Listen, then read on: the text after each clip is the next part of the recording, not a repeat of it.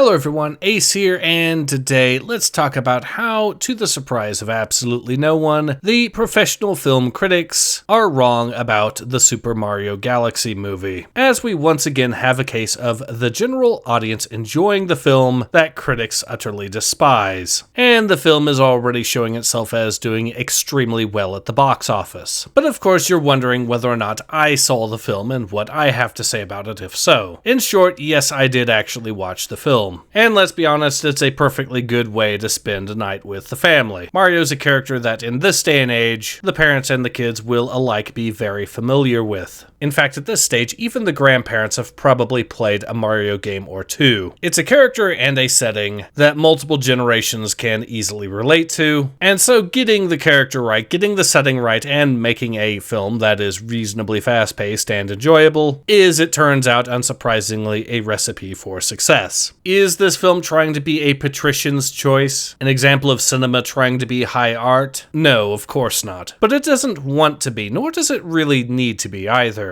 It's a popcorn movie through and through that's there to entertain you, not politicize or propagandize you, which gives it an automatic leg up for a lot of things Hollywood these days. Now, one thing that I have been asked by people who haven't seen the film is whether or not it's better than the original. Admittedly, it's been a while since I've seen the original, so I'm a little rusty on that, and so I don't want to make a definitive answer there as to whether or not it's better overall, but I can safely say that there are certain elements within it that are by and far better than what the original Mario movie did. For example, unlike the original Mario movie, which is an origin story, and therefore has to spend a little bit of time getting Mario and Luigi up to speed on how things are in the Mushroom Kingdom, and thus slowing down the pacing a little bit in that regard, this movie doesn't really have that problem, and as a result, Mario and Luigi are both kicking ass right at the very beginning. So yeah, compared to the first film, this one is faster paced, and that is certainly an advantage it has over the original. This is not a film that feels an hour and a half long. It feels significantly shorter, which I would take as a good thing. After all, time flies when you're having fun. And the film ultimately left me wondering at the end of the day what other franchises Nintendo will end up adapting to the big screen, because something tells me they're not going to stop with just making Mario films. But yeah, the big takeaway here is, once again, the professional film critics